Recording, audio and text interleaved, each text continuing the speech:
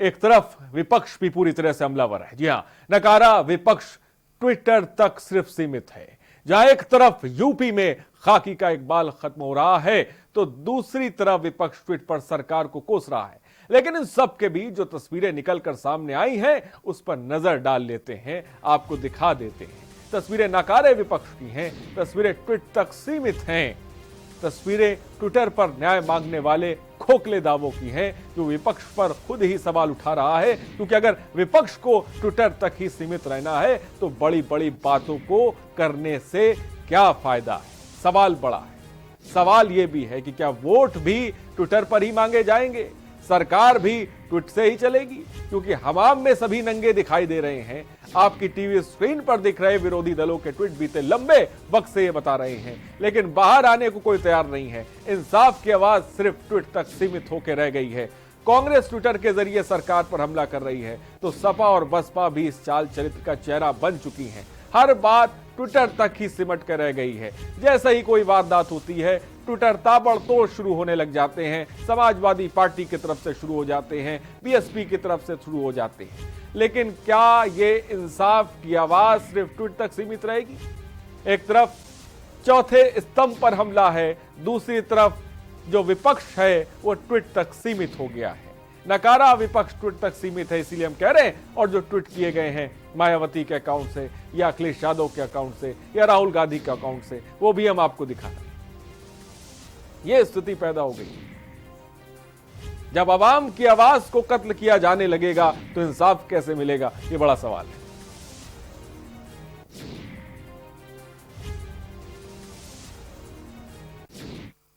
और अब आपको दिखाते हैं कि कैसे यूपी में बड़े विरोधी दल ट्वीट तक सीमित होकर रह गए हैं। आपको राहुल गांधी, बीएसपी की मायावती और सपा अध्यक्ष अखिलेश यादव के ट्वीट को दिखाते हैं कि गाजियाबाद की घटना पर किसने क्या कहा।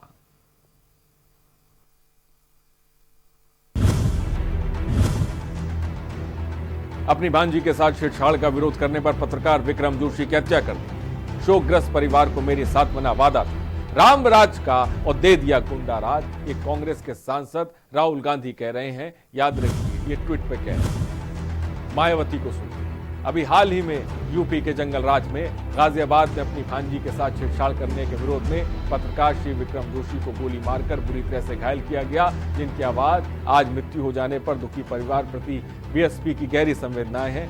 साथ ही बीएसपी की यह भी मांग है कि यूपी सरकार द्वारा पीड़ित परिवार को आज जो कुछ भी मदद करने की बात कही गई है, उसे सरकार समय से भी दे। इसके लिए पीड़ित परिवार को अधिकारियों के चक्कर ना काटने पड़े, तो ये ज्यादा बेहतर होगा। ये भी बात मायावती ट्वीट पे कह रही है।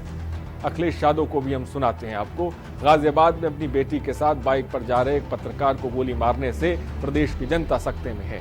भाजपा सरकार स्पष्ट करे कि कानून व्यवस्था की धज्जियां उड़ाने वाले इन अपराधियों, बदमाशों के हौसले किसके बलबूते पर फल फूल रहे हैं। उनके नवजीवन के लिए प्रार्थना। भाजपा के राज की सुपर अपराध भ्रष्टाचार की बन रही ऐसी खबरें अब सुर्खियों और हर अखबार पर नजर आ रही है। तो ये स्थिति है। ट्वीट पर वॉर छिड़ा हुआ है, जमीन पर कोई आने को तैयार नहीं है। और इसीलिए हम ये कह रहे हैं कि नकारा विपक्ष सिर्फ और सिर्फ ट्वीट तक सीमित है।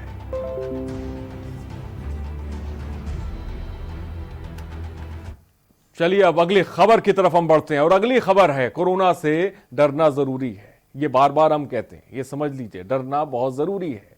भारत में कोरोना का कहर लगातार बढ़ रहा है।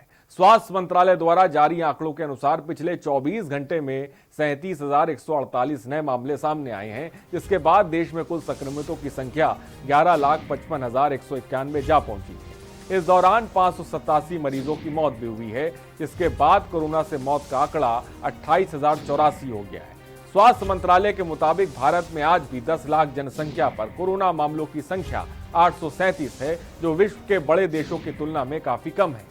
बात उत्तर प्रदेश की यहां पे करें तो कोरोना का आंकड़ा लगातार बढ़ रहा है। कोरोना को लेकर यूपी सरकार ने भी नई रणनीति बनाई है। लखनऊ, कानपुर, गाजियाबाद, गोरखपुर के कोरोना के मामले लगातार बढ़ रहे हैं।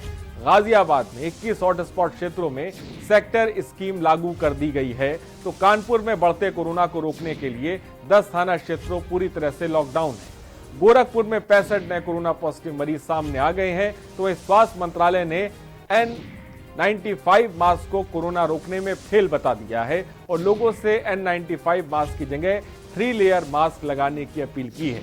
यानी कि अगर आप N95 मास्क पहनते हैं तो आप संक्रमण से बच नहीं पाएंगे, लिहाजा आपको 3 लेयर मास्क पहनना है, ये भी ध्यान रखना है। और साथ ही साथ जो हम बात कह रहे हैं कि कोरोना से भी आपको डरना है।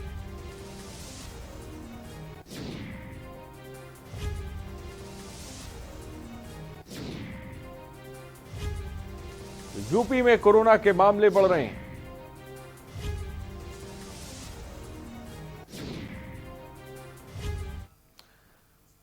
आगे बढ़ते हैं। पीलीभीत कलेक्ट्रेट परिसर में अभी तक 1 दर्जन से ज्यादा कर्मचारियों में कोरोना पॉजिटिव मामले सामने आ चुके हैं। ये सभी